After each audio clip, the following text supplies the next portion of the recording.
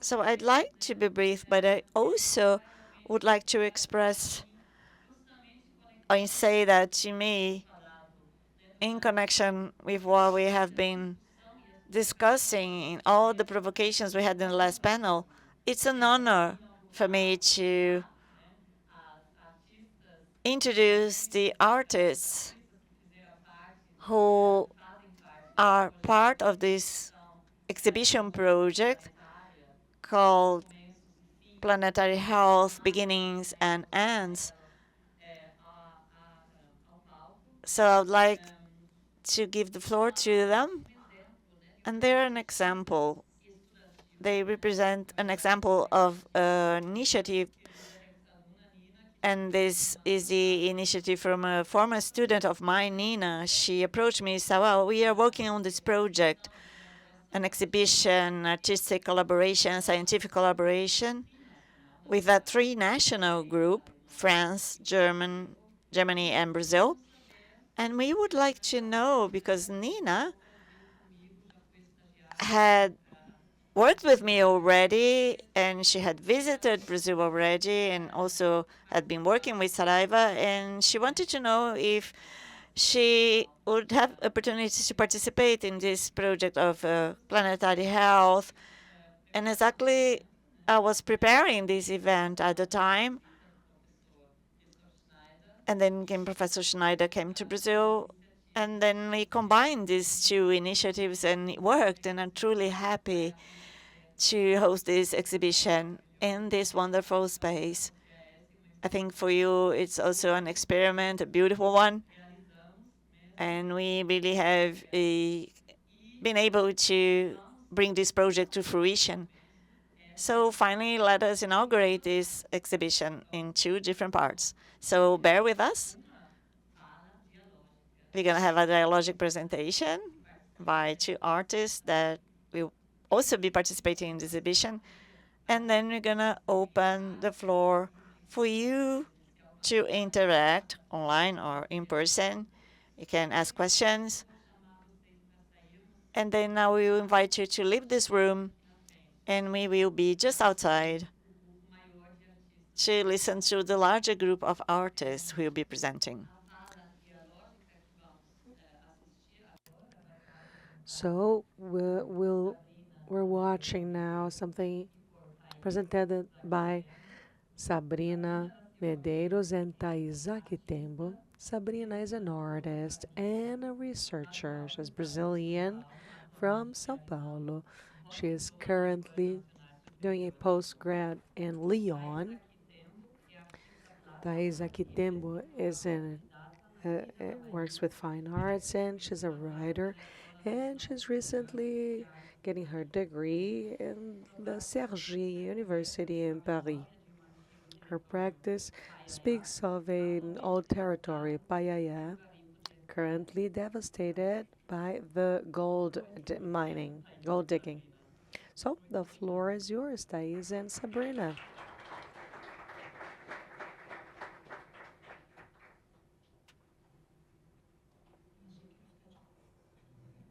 I thought it'd be standing up.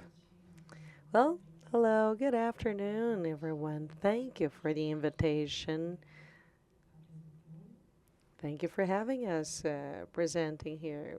Should I start, or would you like to start? Oh, first of all, I'd like to thank those who came before and who ran so I could walk.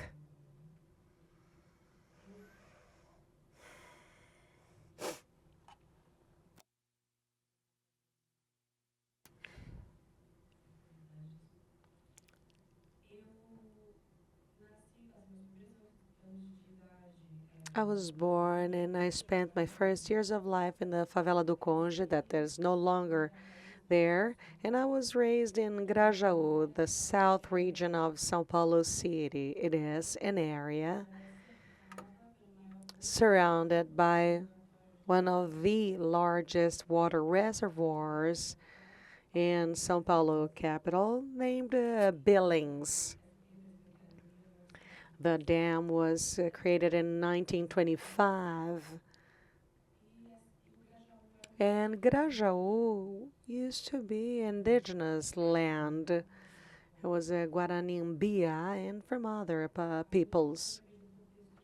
My family comes from the northeast of the country to the southeast, São Paulo.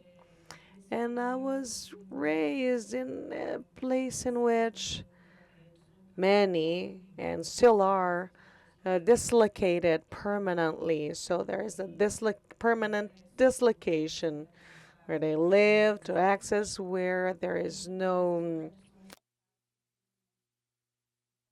sanitation. And it's unbelievable. We're close to the water reservoir, but our access to water is limited or non existing. I do fine arts.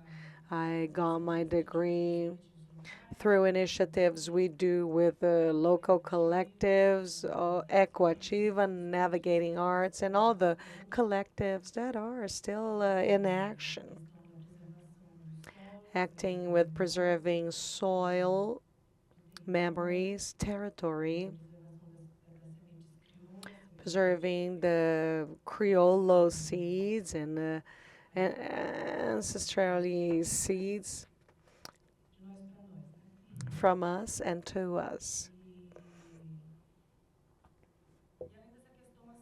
And besides that, the lack of access to water, there's also difficulties in getting electricity because we're living near a reservoir that's made for us to have access to water and light. But when it's Christmas, we have to shut off our lights because the center needs light because, well, And we always worked with cleaning of these places and cleaning this water. So there is a group that is spearheading. And even if you want to check it out, I'm no longer in the project and I would only accompany them.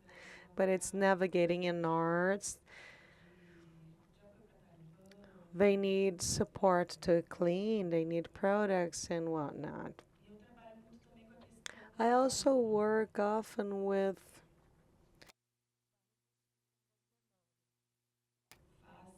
reconstruction of memories and facing the white people who take over our cultures and they have gestures, they have generational um, difficulties. And I work in how can I trace my memories from my starting point. This is where I started to observe the things that happened to me and to my people and how this acted individually and collectively. This also happens often when you look at the punks and the non-conventional food plants and also medicinal plants. And sorry.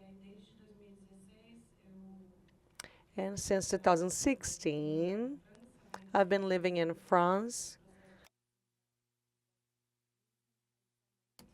So I am becoming further from my roots and the systems that we create and all the contradictions, and I'm changing the emphasis. And the contradiction, when you have to step away so you can see what's happening from up close.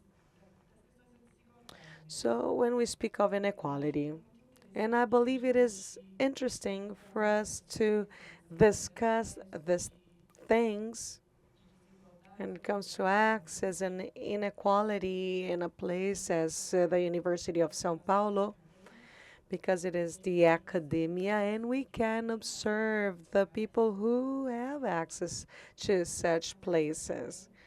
Who are the people who come? And when we speak of planetary health, we cannot forget to think of the social issues, social issues, and how it directly it's a direct reflection of colonization, because it's a system that's composed with many repetitive systems, one inside the other. Micro is not there if there's no um, macro. So it's an isolated place. So I take 3 hours to get here, more or less. And I could only access this place through Europe because I went there. Had I not gone there, had I not had this bridge, I would not be sitting here.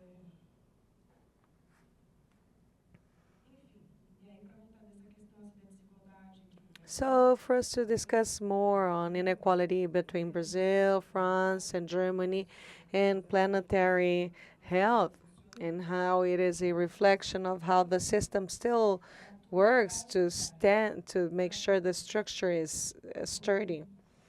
This happens in many places. I'll speak of a few in an overview, and we can get in details further. Europe is still cleaning their image, and Brazil is still paying the price. France and Germany speak of ecologic transition, but they're still exploring Brazilian resources. The forests, the rivers, and the indigenous quilombola and favela communities are kicked out to warrant the exports. The system of agro exportation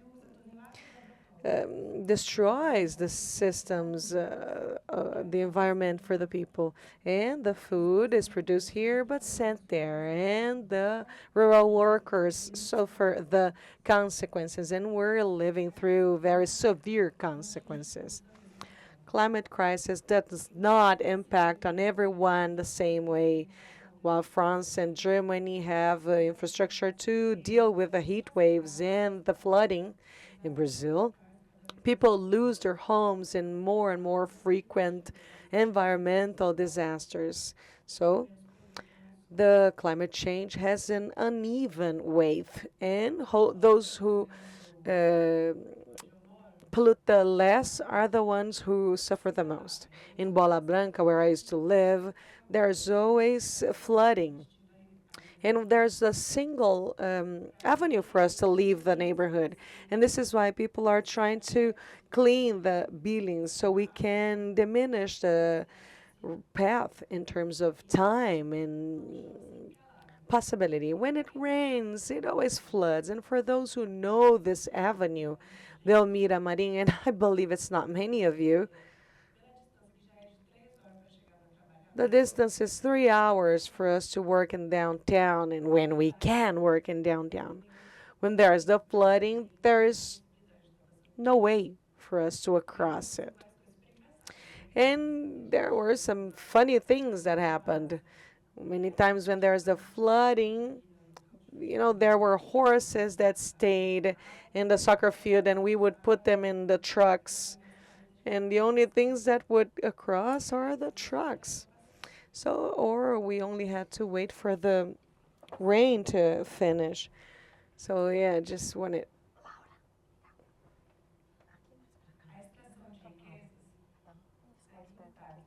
The wealth extraction is intact.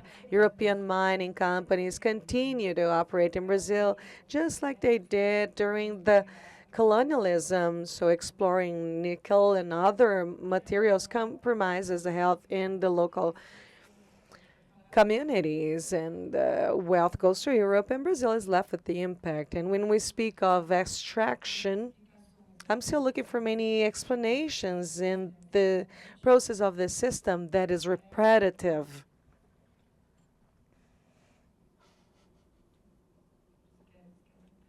Would you like to say something? Hey, hello everyone. Do you mind if I stand up? Because I'm not comfy and my pants are very tight because I ate too much when I got here. I'm sorry. Oof, let me take a breath. And it's boring to see you all by sitting down. So it is easier for me to look at you from up here. Well, I didn't prepare a text. I came here to discuss my work here. And the perspective of those who are not the citizen who have the possibility to be at USP. I'm Thaïs. I was born in an emerald mine that was in a territory of the peoples. My inheritance is Paiaya, Burum, and Shukru. I didn't live in any of these populations because my family escaped religious racism, mining, the uh, rural workers, and we escaped. This is why I'm here, and I could not truly live with my peoples and their knowledge. But we still live together. We are 19 families. We're not considered indigenous, but we are. But our land has gold, emeralds, silver. So things that Europe wants, has always wanted. So I don't know why people say, oh, that was colonization. Yeah, but before that, people were killing themselves in Europe already. So we had this Greco-Roman heritage, and they have destroyed 97% of indigenous people in Europe. The same is being done to us. It's not because maybe we, or it's natural of the human beings to forget things, but what we see is that we have the social formula that repeats itself again and again. When we talk about doing something democratically, oh well, things keep happening again and again the same way. The system is Euro-centered and is also social egocentric. And this system looks a lot to itself and very little to people. Here I see faces I don't see in my people. And to be here, I had to be illegal, to travel illegally to Europe. I have to live illegally, to conclude my studies illegally and then find a way to become a member of this project. So I had to find a way, and I found a way as an artist, and that's what I have been doing. I've been running away from a modern form of slavery that still happens where I come from, that is destroying our mountains and rivers, making us hostages of the new deserts and the droughts that are being created because we work and the mining companies explore all the area. I've tried to find in Google how many mining companies there are, and the list was so long because I couldn't even transform it into a work of art. And these were only the types. I don't even know how many rows they are perforating around the globe or in my land. My people does not know how indigenous they are, how black they are, because we have been deprived of that. We are called from the northeast. We are called a different race. Bahia is the blackest place out of Africa. Black, why? That's because African people are black or indigenous people are black. My people is indigenous and is black. So we are robbed of this identity, the knowledge, the power of a word, because what we say is not scientific. So you're going to pray for the rain to fall. Oh, maybe we're doing that. If we could pray, or if we had been praying, and if we were more integrated and could see the rain as part of us, things would be better. But we try to find answers in science, science that produces a box that I hate that's called ecology. Ecology is just another box that separates man from nature, ecology and humanity, as if we had been following that old Greek model. And I kept thinking, where does this logic come from that tells us that we are not part of nature, that we can destroy our mountains or destroy our rivers, and the economy has to grow exponentially and forever? Where does this greed come from? And then I noticed that in Greece, 15% of the population dominated the people who died of hunger. And this is the same we see here. 15% of the population is dominating those who are dying of hunger. So it's the same thing we had so many years ago. Things are cycles that are repetitive. And I call this social egocentric cycles, necro-narratives. And this will never change because the systems that to perpetuate this sort of cycles, I cannot see a way of implementing change, such as Fiocruz Institute. Was that the institute that was mentioned here today? Why is Fiocruz coming to talk to people in USP in São Paulo and is not going to the place where the problem really is? Why are they coming here to find the answers if the problem is there? Why don't they talk to the people who are suffering locally? Here in the Southeast, well, everything is whiter, more elitistic. So this is the problem that we have. We are moving around and around the same people who are destroying our country, have been eating our planet for 2,500 years. So why are we not, linking indigenous leaders to science? Why are we not talking to the people who are there, who have been there for centuries, millennia, living as one with nature? Why do they have to talk to the science who are, getting it wrong and trying to get it right? I really know, and I want to emphasize that science is important, but I want also to emphasize that the people are the ones who are suffering. And this is what I try to express through my art. And if you want to learn more, I have paintings. I use mineral elements that are toxic to people who work in that environment. And it can cause really severe lung problems. It's called silicosis. And I'm here in Brazil, and I left my studies in Europe because my father had his second stroke, and I'm also here to talk about this environmental racism. It means you're poor, indigenous, and removed from our community in a city that's forgotten. The rainfall we had in December destroyed my house, caused damage to my house, and the problems we had were caused by this that we are discussing here. And that's why I like to use art to express these reflections. And within 6 months, I hope I will be able to talk to you about a book that's called How to Kill a White, which is the idea of how to kill this white philosophy that is killing us. Thank you.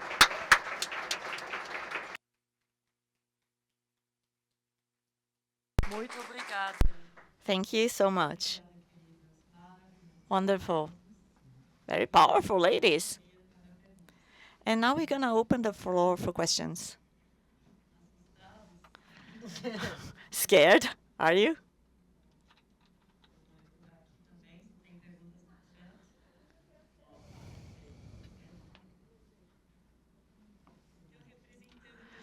So, representing people from Belmira, I'm from Sacomã, actually. But today, Vakira from Coperpac, she's in an event that's connected to UNESCO talking about the cooperatives of women from Grajaú. So you're taking their achievements with you.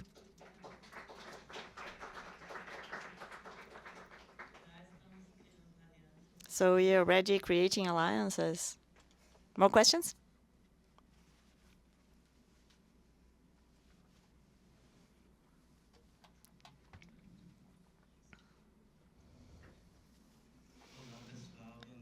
Hello, good evening.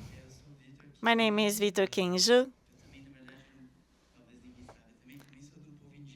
You may not know, but I always come from indigenous people, Jule and Chu from Japan. We also had a history of colonization at the end of the 19th century, and our identity was erased, and we have a military occupation since the times of the war that occupies 20% of the territory with military bases. So I'm truly happy to see you here today, talking about your ideas and being so provoking. This is really something that is being denounced, so to speak, and it shows how powerful art can be. Because through art, we can open doors and then transform things that are difficult to talk about into problems. Trying to find the scientific data behind your personal words. We had a small percentage of Black and Indigenous, and as the professors have mentioned, I think there isn't a problem of risk perception.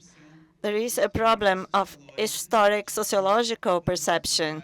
And as you have said, what we are living today, the reality we are living, has a long history that has to do with cosmology, economy, colonization, of thinking and practices.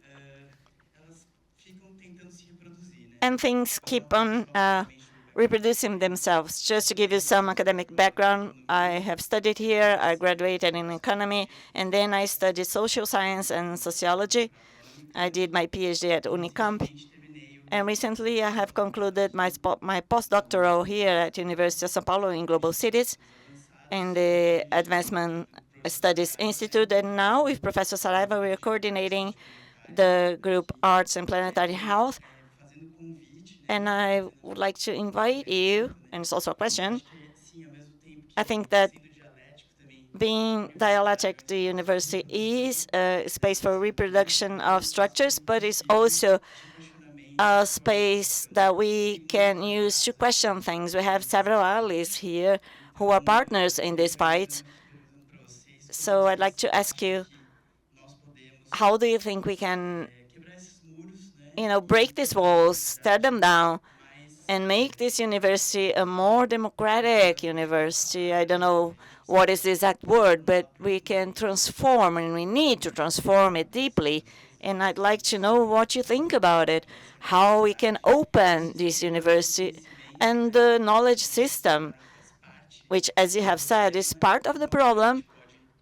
So how can we maybe, in meetings, we can reconstruct this and regenerate this system?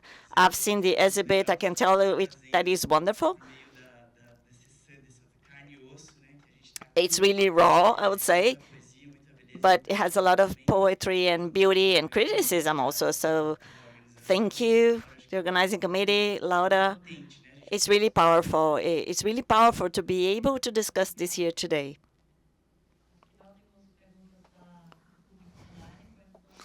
We have no questions from those who are participating online. Well, from my point of view, most things that I've learned was not in school. I went to France. I went to a school that gave me access to workshops and books. I needed paper, and they gave me paper. And I knew I needed paper because I need to speak, and I wanted people to hear me, and they helped me because I needed a paper. I didn't need a school. It's not because they don't have any knowledge to share with me, because they can share knowledge with me, but I already received that knowledge. It was forced upon me when I was a student, a younger student. So I didn't have the option not to access this knowledge. And my other alternative was to go back to my people and talk to other people, learn from them, learn how to do things from them, how to deal with plants, with crops. But here at University of São Paulo, I have never been here. It's the first time I'm here. First time I have access to USP, even though I have been approved once. In history, I believe, in the first phase of the test. But here we have all these people, and I think this could be reproduced in more public environments, parks, or more inviting environments, places where we had food, dance. So places where people would feel at ease at, because people feel afraid of this. It's like a white gallery. It's too institutional. It's too wide. So I think if there is an interest to let people know about the problem, or that if you want them to get to know about the problem, this is what has to be done. I think it's about the hierarchization of knowledge.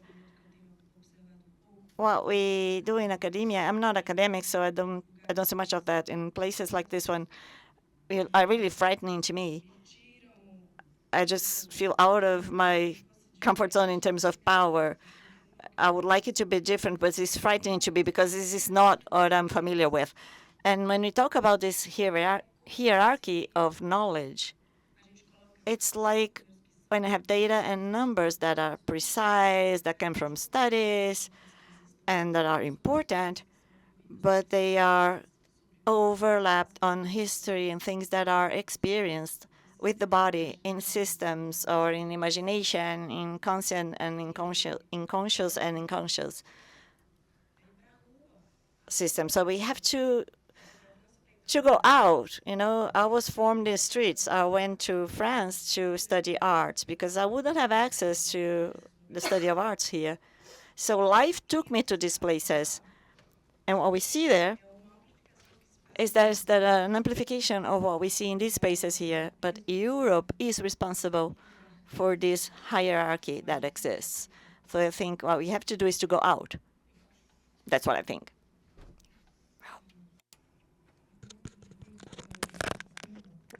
It is very difficult to get off of the system. It'll be in the streets, it'll be anywhere. Our names is Brazil, goddammit.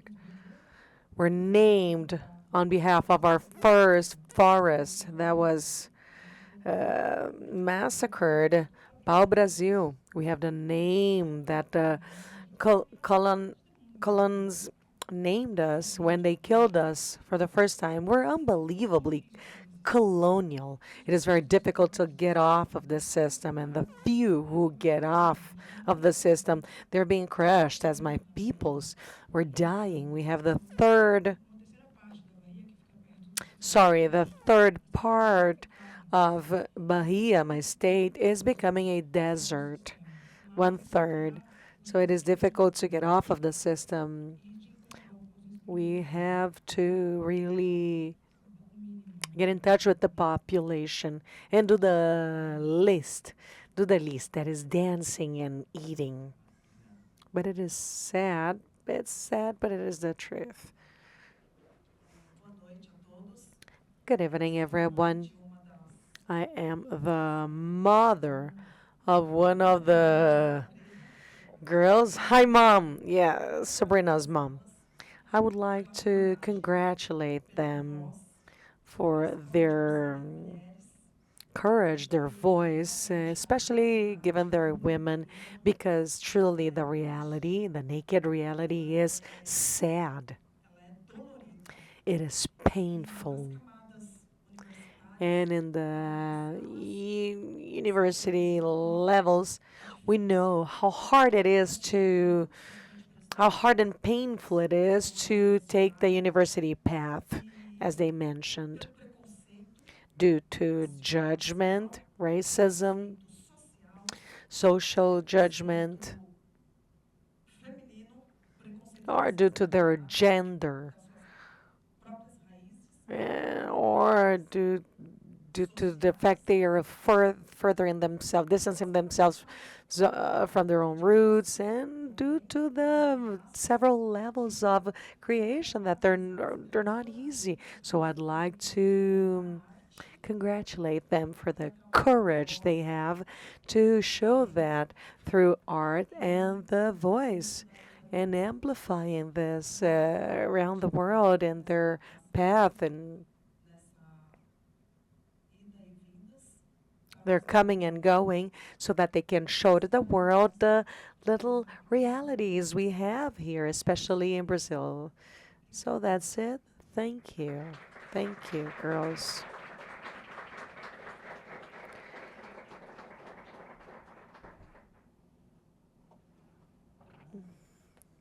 Amanda?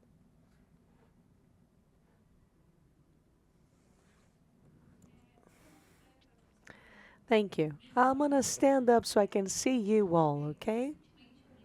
Well, recently I read the book by Ayrton Knack and Youssef Campos on places of origin and material assets. Well, I do research on far right and environment here in Brazil. This is my field of research.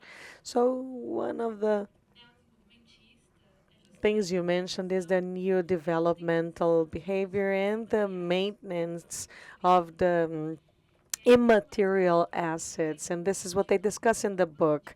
And one of the parts of the book, I remember the title because it really touched me, and it was reading a poem. And they speak of the legal aspects and the recognition of the immaterial assets. And you have to bring it to the colonial logic if you want to protect it. And it has to do with what you said. I wonder, how do you see it? How do you see the law and the difficulties? Because it's only truly an asset if the state recognizes it and legalizes it. So thank you. Thank you for the question. What's your name? Amanda. Amanda, do you know religious secrecy? We couldn't pray. We found a way, we got their saints. We started to pray kind of like them, but we preserved it after 5 years and we call it candomblé. Sometimes we find our way around, we find a way. Maybe we have to put our immaterial assets in the system so that they're alive, to keep them alive, but we will find a way to send it to the next generation, to keep it alive, to preserve it. So maybe institutionalizing it. When I read the Krenak, I am sure that he thinks of it as a strategy. We can't just disappear and that's it. We can't let them murder us. He knows, as I do, that the reserves, they were a way to put a dome around us. They say now we're protected, but what are we protected from? From everything that's ours. But it's better than being at war. So it's better to have the immaterial asset in the system because we have a necro society, necro civilization, because they'll either say, well, okay, we'll stop to murder you, or we'll stop murdering you, or we will, or you'll disappear. And it's based on race. It is to reply to your question, although it is difficult to think, oh my God, let us protect it and bring to the system these assets, this. It is difficult to accept that the government will govern it. It is also strategic.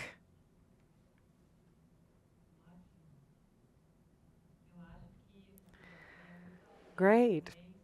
Okay, I would also like to tell you about the continuation. We're not wrapping up the discussion here, but there will be a continuation. And while we're visiting the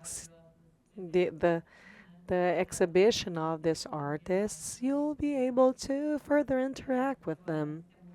I'd like to thank you deeply for your intervention, for the exchange and the sharing. Thank you. Thank you so much.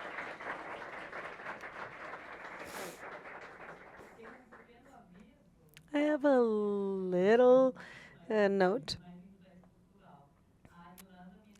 Yolanda told me that after 7 p.m. or in 2 minutes, the exit of the building will be performed exclusively through the garage on ground zero.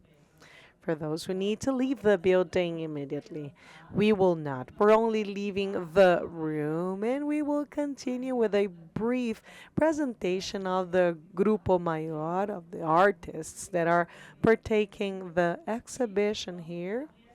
Welcome you all, and we are opening the reception too. Thank you. Os invasores chegaram por aqui. Eles encontraram nativos de pele escura e os chamaram de pretos da terra.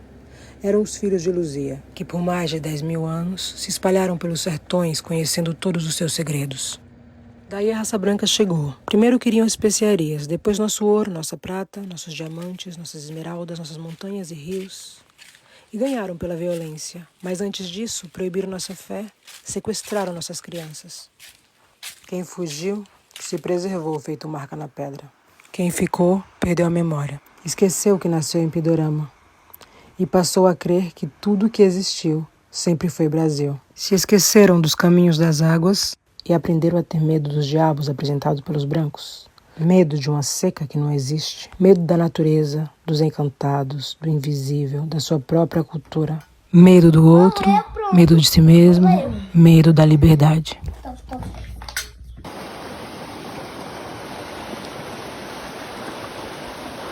Vai, geração Nutella, ainda no rio.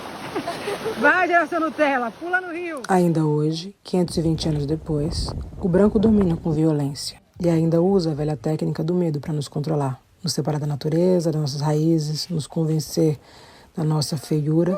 Pretos demais para ser índios, eles dizem. Pobres demais para ser gente.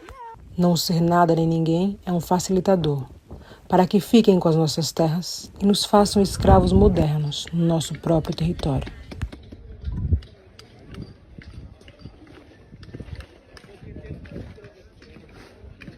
Aqui, as mulheres usam tecidos para marcar os seus lugares no chão, no que chamam de trabalho, mesmo não tendo salários e nem aposentadoria. Esse é um garimpo de esmeraldas autorizado pelo governo. Isso aí no chão é o pó da macaxeta, que recobre tudo, tudo mesmo, até o pulmão das pessoas, causando uma doença chamada silicose, pois quando respirada, a macaxeta é tóxica, petrifica os alvéolos pulmonares, causa insuficiência respiratória, problemas cardíacos. Esse é o pó da pedra que dá origem às esmeraldas. Ele é muito bonito e brilha quando tocado pelo sol. É muito nutritivo para a terra e é um excelente filtro d'água quando ainda está dentro do aquífero. Aqui as mulheres parecem confortáveis com o que fazem, pois estão ao ar livre, conversando, têm uma peneira, bacia, água. O trabalho se parece muito com o que faziam seus ancestrais, mas elas não sabem que estão sendo envenenadas. Enquanto isso, os homens descem 500 metros abaixo do solo. Se revezam em 2 turnos, 24 horas por dia. Por um salário ou menos, arriscam a própria vida, despedaçam a montanha, perfuram túneis em busca de esmeralda. Com o apoio do governo, os diversos garimpos já esvaziaram mais de 70% dos aquíferos. Isso significa a morte dos rios, da fauna, da flora, morte de um bioma, surgimento de novos desertos, desequilíbrio e fome. Enquanto o estrangeiro, dono do corte, torna-se milionário, o garimpeiro sonha com a sorte de achar uma pedra preciosa no resto que é jogado sobre a montanha. Mas na maioria dos casos, o que lhe resta é a miséria, o descaso do governo, a pobreza e a doença. Um lugar sem lei, sem saneamento básico, sem segurança, onde as pessoas se matam, onde crianças são violadas, onde não há hospitais, nem mesmo escolaridade completa. Aos 6 anos de idade, meu pai conheceu esse lugar, e aos 12 já era um trabalhador. Foi nessa realidade que conheceu a minha mãe.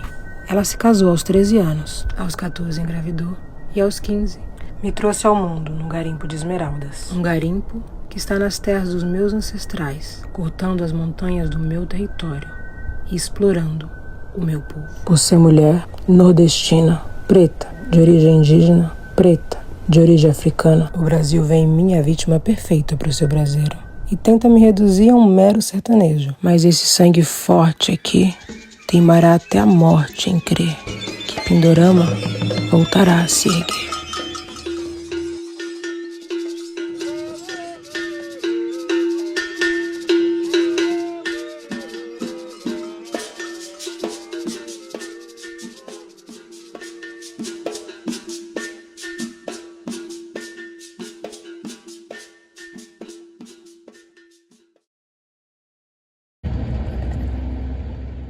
Quando os invasores chegaram por aqui, eles encontraram nativos de pele escura e os chamaram de pretos da terra.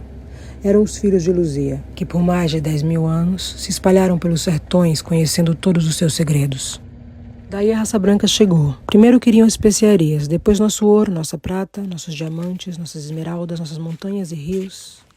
E ganharam pela violência, mas antes disso proibiram nossa fé, sequestraram nossas crianças. Quem fugiu se preservou feito marca na pedra. Quem ficou perdeu a memória, esqueceu que nasceu em Pindorama e passou a crer que tudo que existiu sempre foi Brasil. Se esqueceram dos caminhos das águas e aprenderam a ter medo dos diabos apresentados pelos brancos. Medo de uma seca que não existe. Medo da natureza, dos encantados, do invisível, da sua própria cultura. Medo do outro, medo de si mesmo, medo da liberdade.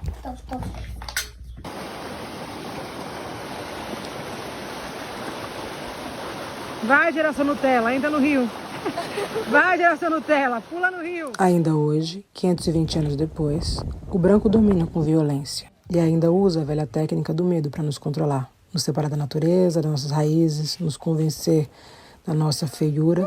Pretos demais para ser índios, eles dizem, pobres demais para ser gente. Não ser nada nem ninguém é um facilitador, para que fiquem com as nossas terras e nos façam escravos modernos no nosso próprio território.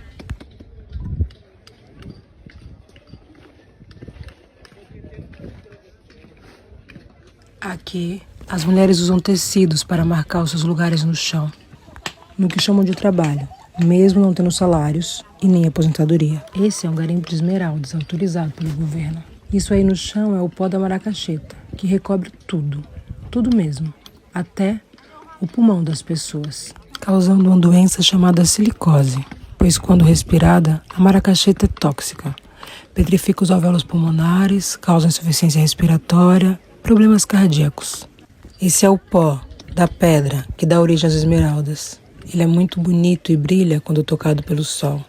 É muito nutritivo para a terra e é um excelente filtro d'água quando ainda está dentro do aquífero. Aqui as mulheres parecem confortáveis com o que fazem, pois estão ao ar livre, conversando, têm uma peneira, bacia, água. O trabalho se parece muito com o que faziam seus ancestrais, mas elas não sabem que estão sendo envenenadas. Enquanto isso, os homens descem 500 metros abaixo do solo. Se revezam em 2 turnos, 24 horas por dia. Por um salário ou menos, arriscam a própria vida, despedaçam a montanha, perfuram túneis em busca de esmeralda. Com o apoio do governo, os diversos garimpos já esvaziaram mais de 70% dos aquíferos. Isso significa a morte dos rios, da fauna, da flora, morte de um bioma, surgimento de novos desertos, desequilíbrio e fome. Enquanto o estrangeiro, dono do corte, torna-se milionário, o garimpeiro sonha com a sorte de achar uma pedra preciosa no resto que é jogado sobre a montanha. Mas na maioria dos casos, o que lhe resta é a miséria, o descaso do governo, a pobreza e a doença. Um lugar sem lei, sem saneamento básico, sem segurança, onde as pessoas se matam, onde crianças são violadas, onde não há hospitais, nem mesmo escolaridade completa. Aos 6 anos de idade, meu pai conheceu esse lugar, e aos 12, já era um trabalhador. Foi nessa realidade que conheceu a minha mãe. Ela se casou aos 13 anos, aos 14 engravidou, e aos 15 me trouxe ao mundo num garimpo de esmeraldas. Um garimpo que está nas terras dos meus ancestrais, cortando as montanhas do meu território e explorando o meu povo. Por ser mulher, nordestina, preta, de origem indígena, preta, de origem africana, o Brasil vê em mim a vítima perfeita para o seu braseiro e tenta me reduzir a um mero sertanejo. Mas esse sangue forte aqui teimará até a morte em crer que Pindorama voltará a se erguer.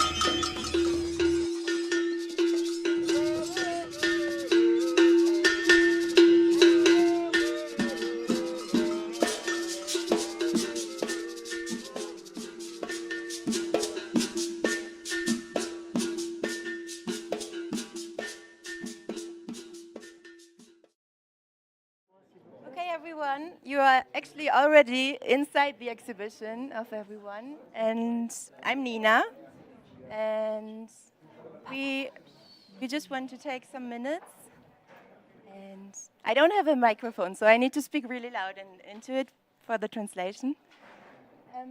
So we just want to take like some minutes to introduce the artists of this work, so you know like to whom to speak if you are interested, and yeah. Let's go. So we do it like not so long, so you can already enjoy what everyone put together. And Sabrina and Thaïs, you already got to know. Okay. So me and Nina, we organized the project, and of course with Laura also. Oh yeah. And also me, I studied fine arts in École des Beaux-Arts de Paris, together also with Soanie. Now I have my diploma, and here in this exhibition, I'm presenting a work that maybe we need to quickly turn off the light, then everybody can see it quickly. Can someone do it? Yeah. Yeah. Okay, the lights can be turned on. And another painting next to the window in our exhibition space. And my name is Jule. Hello, my name is Victoire, and I'm an artist. I'm from Paris, and I'm also a costume designer. And I worked on a video who is in this room there, and it's a video I made with my friend Fernanda, and I think you should see it. If you want, I don't want to say too much about it. I would rather invite you to go and see what it is. Hello, everyone. Should I speak in Portuguese? Right, I'm Brazilian. Então eu vou falar em português. Né? Depois vocês traduzem aí. Enfim, meu nome é Fernanda, eu sou pesquisadora e artista aqui. Eu sou socióloga, eu trabalho com questões relacionadas a... desculpa. Eu sou socióloga e artista, e eu trabalho com questões relacionadas a saberes comunitários de saúde. Eu trabalho com comunidade de trabalhadoras sexuais imigrantes na França. Eu também moro lá e estou aqui para apresentar, para ver minha família também. E hoje eu vou apresentar 2 trabalhos que são bem íntimos, que falam da experiência do deslocamento, of the dislocation of a body, something that can be a right or a privilege from a medicalized and sexualized body. I don't want to give a spoiler. There's no way to say that in Portuguese. It's a performance, and that's the end, as you can see at the back.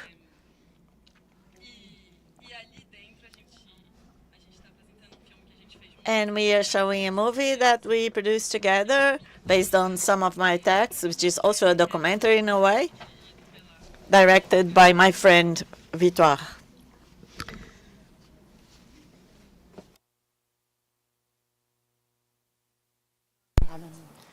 Vocês puderam me conhecer So you got to know me a little bit already, even though I was really nervous.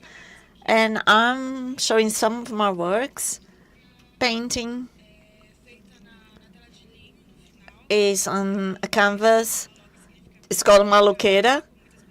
Maloca is a word for house where simple people live, and also those who live in slums. So we have this painting. I have a botanical impression right beside it with some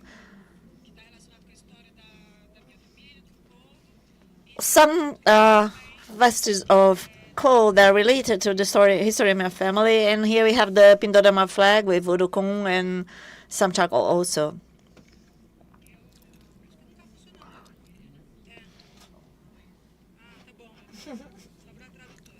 So that's for the translations, right? The translators. So first of all, there's one thing I want to say. When I'm speaking, a lot of images spring in my mind. So sometimes I look like I'm angry, and that's because I am angry. And I know that all of us who are here, white or not, or Brazilians or not, we have a common goal. We want to think about something that protects our planet. And even though I may have been looking angry in the room, I was not really that angry. And I'd like to thank you for the opportunity of being here. And I hope we can find other spaces like this. My work, it talks about Carnaíba, is something that represents a system in minoring. We also have a video that has been removed. And those of you who want to know how emerald minoring works, you can check the video and everything is going to be explained. I have a Carnaíba that's the painting that you can see, the larger one, where the water system controls everything. And I have Nossa Senhora from Garimpeiros and infertile seeds, that's cultures with remnants of the minery industry. And outside I have Gibon. It's another painting that talks about how the Northeast protects itself from the Southeast. So we have a woman that's wearing a shield. So thank you all. And I'd like to hand it over to who?